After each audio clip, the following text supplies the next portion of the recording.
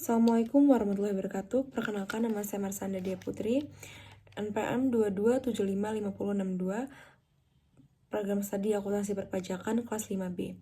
Di sini saya akan menjelaskan materi tentang akuntansi pendapatan dan piutang. Apa sih pendapatan laporan realisasi anggaran? Pendapatan adalah semua penerimaan rekening kas umum, negara atau daerah yang menambah ekuitas dalam periode tahun anggaran yang bersangkutan yang menjadi hak pemerintah dan tidak perlu dibayar kembali oleh pemerintah. Klasifikasi pendapatan laporan realisasi anggaran yaitu yang pertama ada pendapatan asli daerah atau bisa disebut dengan PAD, yang kedua itu pendapatan transfer, dan yang terakhir ada lain-lain pendapatan daerah yang sah. Klasifikasi contohnya itu ada di samping sebagai berikut. Prinsip akuntansi pendapatan daerah yaitu pendapatan laporan operasional diakui saat yang pertama, timbulnya hak atas pendapatan laporan operasional, pendapatan yang diperoleh berdasarkan peraturan perundang-undangan, dan pendapatan yang diperoleh sebagai imbalan atas suatu pelayanan yang telah selesai diberikan. Dan yang kedua yaitu pendapatan direalisasi atau adanya aliran masuk sumber daya ekonomi untuk mengakui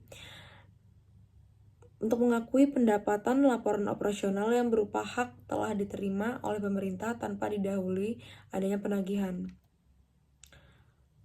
Kode akun laporan realisasi anggaran yaitu sebagai berikut. Ada kode uraian, kode 4 yaitu ada pendapatan laba rugi, dan yang kelima itu ada belanja, dan yang keenam itu ada transfer, dan ketujuh itu ada pembiayaan. Di samping ini ada kode akun laporan operasional yaitu ada kode dan uraian. Kode 8 yaitu dengan pendapatan laporan operasional, dan kode 9 yaitu beban.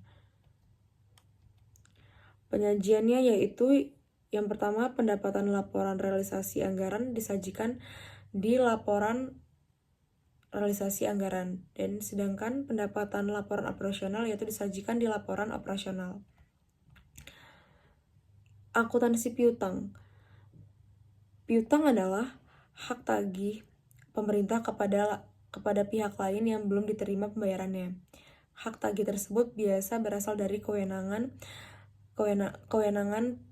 Pemda, misalnya untuk memungut pajak daerah, retribusi daerah, atau hak tagih karena memberikan pinjaman kepada pihak lain. Lalu ada jenis-jenis piutang, yaitu yang pertama ada piutang pendapatan, yaitu terbagi menjadi piutang pajak, piutang retribusi, piutang hasil kekayaan daerah yang dipisahkan, piutang lain-lain, piutang transfer, piutang pendapatan lain-lain. Dan yang kedua yaitu ada piutang lainnya, yaitu yang termasuk piutang lainnya yaitu bagian lancar tagihan jangka panjang.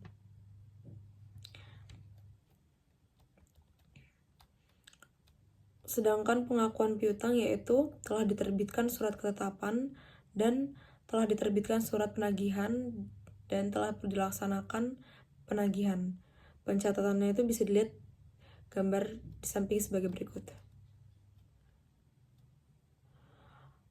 Penyajiannya yaitu disajikan sebagai aset lancar dan neraca sebesar nilai yang jatuh tempo dalam tahun berjalan dan yang akan ditagih dalam 12 bulan ke depan berdasarkan surat ketentuan penyelesaian yang telah ditetapkan.